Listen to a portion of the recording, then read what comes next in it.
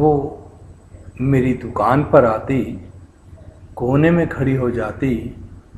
वो मुझे देखती थी, मैं भी उसको आंख उठाकर देख लेता था चोरी से।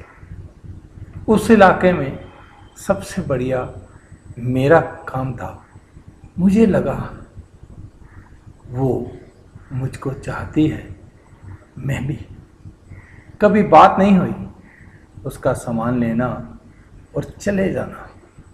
स्मृति पटल पर कुछ छोड़ जाता था। उसकी माता छोटी बहन से भी बात होती थी, केवल अपने दुकान के सामान तक। एक दिन सोचा उसकी माता को बोलता हूँ, आपकी बेटी से मुझे शादी करनी है।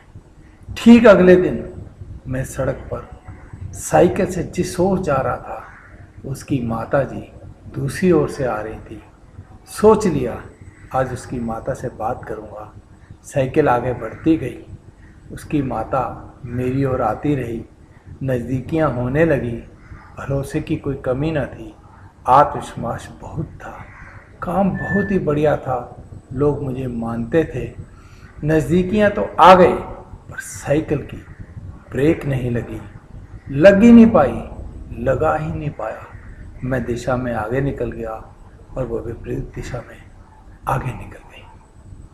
उसी समय निर्णय ले लिया वो मेरे भाग्य में नहीं है। ठीक कुछ दिन में मेरा रिश्ता कहीं और तय हो गया।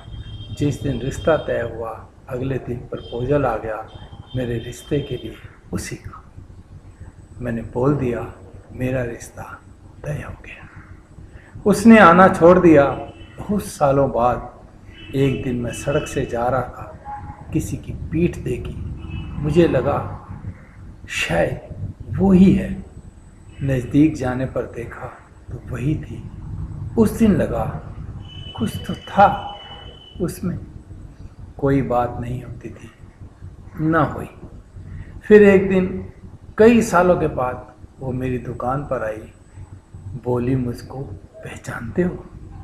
अजीब सी हंसी मेरे चेहरे पर थी, जैसे कोई पागल हंसता है। मैंने देखा, कोई बात नहीं हुई। मेरी हंसी देख वो चली गई। फिर बहुत सालों बाद सुबह सुबह मुझे एक पोस्टर अपनी दुकान के बाहर लगा मिला कि अपने इलाके का बच्चा किसी टीवी सीरियल में टॉप 10 में आ गया है, उसको वोट करें। मालूम हुआ उसका नज़दीकी था। वो मेरे ग्राहक नहीं थे, किसी दूसरे दुकानदार के थे। मैंने देखा शाम को किसी तीसरे दुकानदार के पास वो सामने वाली दुकान पर दूसरे दुकानदार के साथ खड़ी थी। अनुमान लगाया वोटिंग के लिए आई होगी। दूसरे दुकानदार का काम, मेरा काम एक ही था।